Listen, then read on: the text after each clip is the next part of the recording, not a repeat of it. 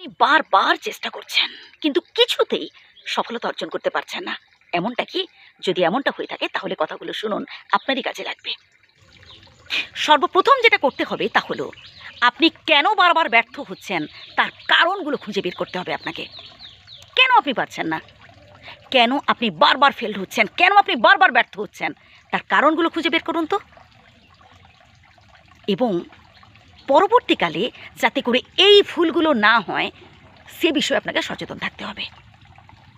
যে ভুলগুলোর কারণে আপনি বারবার ব্যর্থ হচ্ছেন সেই ভুলগুলো থেকে শিক্ষা অর্জন করে যাতে করে পরবর্তীকালে এই সেম ভুল না হয় এই চেষ্টা করতে হবে।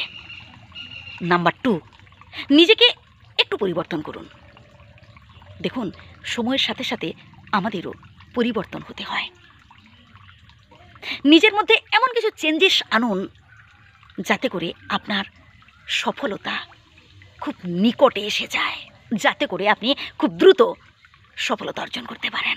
কী কী চেঞ্জেস? এই যে ধরুন, যে বা যারা আপনাকে পছন্দ করে না তাদের পেছনে আপনি বেশি সময় দিচ্ছেন, তাদের কাছে এটা প্রমাণ করতে চাইছেন যে আসলে আপনি ভালো মানুষ, আসলে আপনি তাকে বা তাদের নিয়ে অনেক ভাবেন, ইত্যাদি ইত্যাদি। না ভাই, আপনার মূল্যবান সময় এসবের পেছনে নষ্ট না করে বরং নিজের পেছনে নষ্ট করুন। নিজেকে নিয়ে ভাবুন,